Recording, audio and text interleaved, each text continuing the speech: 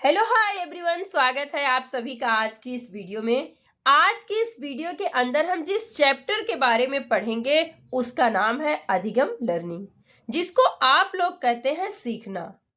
आज की इस वीडियो के अंदर हम लोग सीखने के बारे में सीखना जानेंगे, जो कि बड़ा ही महत्वपूर्ण और बहुत ही इजी चैप्टर है। आज हम पढ़ेंगे अधिगम क्या है, लर्निंग प्रोसेस क्या है, अधिगम का वक्र कैसा होता है, अधिगम का स्थानांतरण कैसा होता है। आप वीडियो पूरी देखिएगा, बीच में स्किप मत करिएगा। यदि आप पूरी वीडियो देख लेते हैं तो कम से कम आप 3 से 4 नंबर इजीली गेन कर लेंगे। आप पूरे टॉपिक को पढ़िएगा और अच्छे से समझिएगा। उसके बाद प्रीवियस ईयर क्वेश्चन लगाइएगा। जितने भी क्वेश्चन आए हुए हैं इन्हीं टॉपिक से आए हुए हैं जो मैं इस वीडियो में आपको पढ़ाने वाली हूँ। सबसे पहले हम जानेंगे अधिगम लर्निंग क्या होती है। व्यक्ति प्रत्येक परिस्थिति, प्रत्येक सिचुएशन से सीखता है और अपने व्यवहार में परिवर्तन करता है, बिहेवियर चेंज करता है। यही क्या कहलाता है? यही सीखना है। इसलिए हम कह सकते हैं कि परिस्थिति के अनुसार अपने व्यवहार में परिवर्तन लाना ही सीखना है। व्यवहार में परिवर्तन मतलब कैसा? जैसे आप पेडागॉजी पढ़ते हैं या एनईपी 2020 पढ़ते हैं या एनसीएफ 2005 पढ़ते हैं, इन सभी में आपको सिखाया जाता है कि आप बच्चों के साथ कैसा व्यवहार करें, कैसे ट्रीटमेंट करें। तो इससे क्या होता है? आपके व्यवहार में परिवर्तन होता है, आपके बिहेवियर में चेंजेस होता है। यही क्या होता है? अधिगम होता है। तो आप सीधे से याद कर सकते हैं कि अपने व्यवहार में अपेक्षाकृत परिवर्तन लाना ही क्या कहलाता है? सीखना कहलाता है, अधिगम कहलाता है। फिर हम लर्निंग प्रोसेस के बारे में देखते हैं, जो कि एक बहुत ही महत्वपूर्ण चैप्टर है आपके इस चैप्टर का। अधिगम जन्म से लेकर के मृत्यु तक चलने वाली प्रक्रिया है।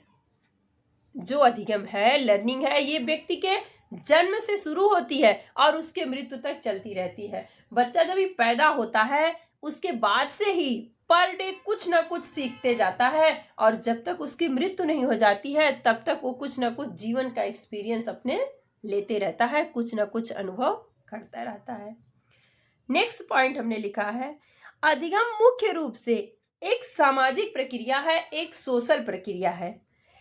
सामाजिक प्रक्रिया इसलिए है कि बच्चा सबसे ज्यादा अपने परिवार, अपने स्कूल, अपने पास पड़ोस, इन्हीं जगहों से ज्यादातर चीजें सीखता है।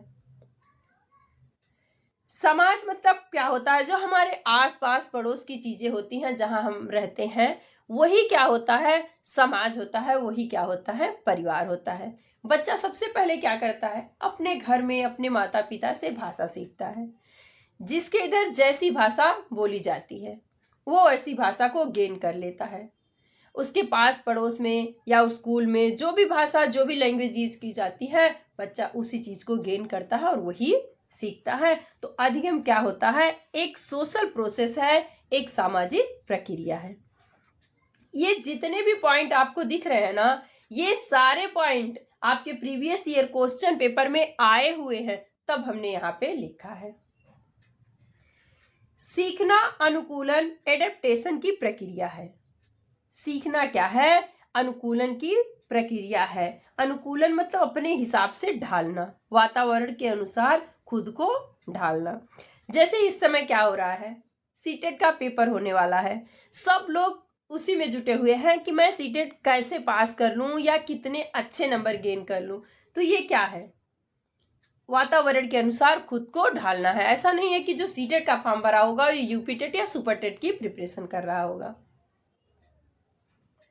फिर नेक्स्ट पॉइंट है, सीखना सार्वभौमिक यूनिवर्सल प्रक्रिया है। सीखना जो होता है वो एक यूनिवर्सल प्रक्रिया है कि कोई भी आदमी कहीं पे भी कुछ भी सीख सकता है।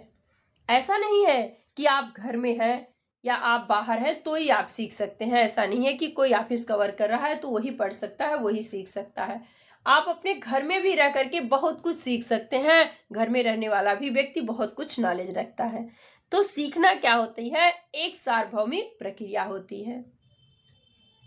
नेक्स्ट है, सीखना एक मानसिक प्रक्रिया है, मेंटल प्रोसेस है। आप कुछ भी सीखते हैं सबसे पहले वो आपके दिमाग में जाता है। आप कोई भी चीज देखते हैं तो वो जितना आपकी नजर काम करती है उससे ज्यादा आपका माइंड काम करता है। आप कुछ भी सीखेंगे, घर में खाना बनाने से लेकर के बाहर के ऑफिस के वर्क तक, जितनी भी चीजें आप सीखते हैं वो अपने माइंड से ही सीखते हैं। नेक्स्ट है, अधिगम एक जटिल प्रोसेस है, कॉम्प्लेक्स प्रक्रिया है जिसमें लर्नर्स की एक्टिव इंगेजमेंट की जरूरत होती है। जटिल प्रक्रिया क्यों नहीं मानेंगे? क्योंकि आप कुछ भी सीखने जाएंगे उसमें आपको मेहनत करनी पड़ती है, चाहे आप गाड़ी चलाना सीखें, चाहे आप पढ़ना सीखें। पढ़ना भी आपने सीखा होगा तो भी इजी तरीके से नहीं, उसके लिए भी आपको कड़ी मेहनत करनी पड़ी होगी, तब आपको पढ़ना आया होगा। फिर अब एक महत्वपूर्ण चीजें हैं, महत्वपूर्ण प्रोसेस है, इंपॉर्टेंट प्रोसेस है आपके लर्निंग का, आपके अधिगम का। अधिगम प्रक्रिया में, लर्निंग प्रोसेस में एरर, मिस्टेक और मिसकंसेप्शन, भ्रांतियां मतलब होना प्रासंगिक है। ऐसा नहीं है कि कोई भी बच्चा हो या कोई भी लर्नर हो जो कुछ गलतियां ना करे और बगैर गलतियों के सीखा हो, चाहे हम हो चाहे आप हो। हम लोग भी जब शुरू में कुछ पढ़ना सीखते हैं या कुछ नई चीजें सीखते हैं तो उसमें मिस्टेक होना, एरर होना पॉसिबल है। तो कभी भी बच्चे की मिस्टेक को, बच्चे की गलती को, उसे गलती ना माने, उसे एक लर्निंग प्रोसेस माने, उसे एक सीखने की प्रक्रिया के रूप में ले। यह टीचिंग लर्निंग प्रोसेस का एक भाग है जिसमें लर्नर्स, अधिगमकर्ता के चिंतन प्रक्रिया, थॉट प्रोसेस को समझा जा सकता है। थॉट प्रोसेस, मान लीजिए आपने बच्चे को कुछ क्वेश्चन दिया, बच्चा उसमें मिस्टेक, एरर कर दिया, तो आप एज ए टीचर जान जाते हैं कि बच्चा कहाँ गलती कर रहा है या उसे क्या चीजें नहीं समझ में आ रही है कि जो वो गलतियां कर रहा है। तो आपको बच्चों की गलतियों को पॉजिटिव लेना चाहिए, कभी भी निगेटिव वे में नहीं लेना चाहिए, निगेटिव नहीं सोचना चाहिए। एक लास्ट पॉइंट है लर्निंग प्रोसेस का, बच्चों द्वारा होने वाली एरर्स बच्चों और वयस्कों, एडल्ट के चिंतन में गुणात्मक भिन्नता को बताती हैं। गुणात्मक भिन्नता क्या होती है? एक छोटे बच्चे की गलती और आपकी गलती में, दोनों के लेवल में बहुत ही डिफरेंस होता है। आपने पियाजे का सिद्धांत पढ़ा होगा ना। पियाजे ने अपने सिद्धांत में बताया हुआ है कि बच्चे और वयस्कों का चिंतन जो होता है वो क्वांटिटी में तो सेम होता है, लेकिन वो क्वालिटी में क्या होता है? डिफरेंस होता है।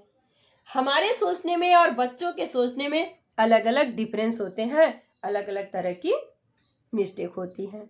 यही चीजें यहाँ पे लिखी है कि बच्चे में और बड़ों में, दोनों में क्या होती है? गुणात्मक भिन्नता होती है। उनकी क्वांटिटी सेम होगी बट उनकी क्वालिटी क्या होगी? डिफरेंस होगी। अब हम बात करते हैं अधिगम के स्थानांतरण की, ट्रांसफर ऑफ लर्निंग की, कि जो आपने पढ़ा आज तक, जो भी आपने लर्निंग किया, उसका स्थानांतरण भी होता होगा ना। जैसे आपने सीडीपी पढ़ा सीटेट क्लियर करने के लिए, और वो आगे जाकर केबीएस में, डीट्रिपलएसबी में भी यूजफुल रहा। तो एक जगह का पढ़ा हुआ जब दूसरी जगह पे यूज हो जाता है तो वही कहलाता है अधिगम का स्थानांतरण, ट्रांसफर ऑफ लर्निंग। वही चीजें यहाँ दूसरी भाषा में लिखी हुई है। जब कोई एक सीखा हुआ कौशल काम दूसरे सीखने के कौशल काम को प्रभावित करता है तो उसे सीखने का स्थानांतरण कहते हैं, ट्रांसफर ऑफ लर्निंग कहते हैं। ये जो ट्रांसफर ऑफ लर्निंग है इसके कई प्रकार हैं। इसके पॉजिटिव, निगेटिव और शून्य, तीनों तरह के प्रकार हैं। है तो बहुत सारे टाइप्स इसके, बट हमारे सीटेट के एग्जाम के लिए 3 ही कंपलसरी है, 3 से ही क्वेश्चन पूछा जाता है। इसके लिए हम इन तीनों प्रकार के बारे में पढ़ेंगे। सबसे पहला है धनात्मक स्थानांतरण, पॉजिटिव ट्रांसफर ऑफ लर्निंग। किसी कार्य को करने का ज्ञान, योग्यता अथवा अनुभव जब अन्य कार्यों को करने में सहायक होता है तब इसे सीखने का धनात्मक स्थानांतरण माना जाता है। आप सीधा सीधा सीख लो, पढ़ने का जो तरीका होता है या जो आपने पहले पढ़ना सीखा, वो जब दूसरे कार्य में या दूसरे पढ़ी हुई चीजों में हेल्प करता है तो वही पॉजिटिव ट्रांसफर कहा जाता है। जैसे आपने सीटेट में जो चीजें पढ़ी हुई हैं, वही चीजें, सेम वही टॉपिक, सेम वही chapter KVS D triple S B में जब आपको पढ़ने को मिलेगा तो आप उसे शुरू से नहीं पढ़ते हैं। जो चीजें आपने पढ़ी हुई है वो आप नहीं पढ़ते, अनदर चीजों को पढ़ते हैं। तो ये क्या कहलाता है? पॉजिटिव ट्रांसफॉर्मेशन कहलाता है। पॉजिटिव ट्रांसफर ऑफ लर्निंग कहते हैं इसे। दूसरा है ऋणात्मक स्थानांतरण, निगेटिव ट्रांसफर ऑफ लर्निंग। यहाँ पे क्या होता है कि जो चीजें आपने पढ़ी है वो जब आप दूसरे में जाके पढ़ेंगे तो उसमें प्रॉब्लम क्रिएट करेगा, हेल्प नहीं करता है, इसीलिए इसे कहते हैं निगेटिव ट्रांसफर ऑफ लर्निंग। जैसे किसी कार्य को करने का ज्ञान, योग्यता अथवा अनुभव जब दूसरे कार्य को करने में घातक होता है तब इसे सीखने का ऋणात्मक स्थानांतरण कहा जाता है। आप इतनी चीजें ना समझ के सीधे सीधे समझ लीजिए कि जब पढ़ी हुई चीजें या पढ़ा हुआ पहले का ज्ञान दूसरे में जाकर के प्रॉब्लम क्रिएट करता है तो उसे निगेटिव ट्रांसफर ऑफ लर्निंग कहते हैं। जैसे यदि किसी अमेरिकन ने, जिसने जिंदगी भर लेफ्ट साइड से गाड़ी चलाई हो और वो भारत आकर राइट साइड से गाड़ी चलाना पड़े उसे, तो उसका पहला प्रशिक्षण, पहली स्थिति प्रॉब्लम क्रिएट करेगी कहाँ पे? इंडिया में। क्योंकि वहाँ के लोग की जो गाड़ी की स्टीयरिंग होती है वो किधर होती है? लेफ्ट साइड होती है, और हमारे इंडिया में राइट साइड होती है। तो ये क्या कहलाता है? ये ऋणात्मक यानी कि निगेटिव ट्रांसफर ऑफ लर्निंग कहते हैं, इसे कहा भी जाता है। तीसरा है शून्य स्थानांतरण, जीरो ट्रांसफर ऑफ लर्निंग। इसमें क्या होता है कि जो आपने सीखा है वो ना तो प्रॉब्लम क्रिएट करेगा ना ही हेल्प करेगा, तो इसे ही क्या कहते हैं? शून्य ट्रांसफर कहते हैं, शून्य ट्रांसफर ऑफ लर्निंग कहते हैं, जीरो ट्रांसफर ऑफ लर्निंग कहते हैं। वही चीजें यहाँ दूसरी तरह लिखी है। सीखने की प्रक्रिया में जब पूर्व अनुभव, पहले का अनुभव ना तो सहायक होता है ना ही बाधक होता है तो वहां पर अधिगम का शून्य स्थानांतरण पाया जाता है। जैसे मैथ सीखने के बाद आप खाना बनाना सीखना चाहें। इसके बाद हम अधिगम का वक्र पढ़ेंगे। अधिगम के वक्र को पढ़ के उसके बाद हम वीडियो को एंड कर देंगे। अब हम अधिगम वक्र के बारे में पढ़ेंगे, कर्व्स ऑफ लर्निंग के बारे में पढ़ेंगे। इसमें टोटल हमें 4 प्रकार पढ़ना है जो कि हम एक एक करके डिटेल में पढ़ेंगे। पहले देखते हैं अधिगम वक्र क्या होता है। जब अधिगम की मात्रा, प्रभाव, क्षमता आदि को किसी माध्यम से प्रदर्शित किया जाता है तो वह अधिगम वक्र कहलाता है। जैसे कोई ग्राफ पेपर हुआ या आरेख हुआ, उसी पे प्रदर्शित करके बच्चे को समझाया जाता है या पढ़ाया जाता है। इसमें अधिगम की न्यूनता, न्यूनता मतलब कम से कम, या अधिकता ज्यादा से ज्यादा, या शून्य स्थिति व्यक्त की जाती है। अधिगम वक्र के 4 प्रकार होते हैं। इन चारों के बारे में एक एक करके जानते हैं। सबसे पहला है सरल रेखी वक्र। इसमें सीखने की गति जो होती है वो एक समान होती है। जैसे कोई बच्चा है, वो एक दिन 1 घंटा पढ़ के एक लेसन को कंप्लीट कर लेता है। उसने दूसरे दिन 2 घंटा पढ़ के 2 लेसन कंप्लीट किया, फिर तीसरे दिन 3 घंटा पढ़ के 3 लेसन कंप्लीट किया। मतलब उसके सीखने का जो वक्र है वो कैसा है कि वो 1 घंटे में एक लेसन कंप्लीट कर ले रहा है। ये प्रोसेस कैसे चल रहा है? ये उसके सीखने की जो प्रक्रिया है एक समान चल रही है कि वो 1 घंटे में एक लेसन कंप्लीट कर रहा है। तो ये क्या कहलाता है? सरल रेखीय वक्र कहा जाता है इसे। यहाँ जो भी आरेख बना है, डायग्राम बना है, उसे देखिए एकदम सीधा सीधा दिखाया गया है। इसे सीधा दिखाया गया इसलिए ये सरल रेखीय वक्र है। दूसरा है उन तोदर वक्र।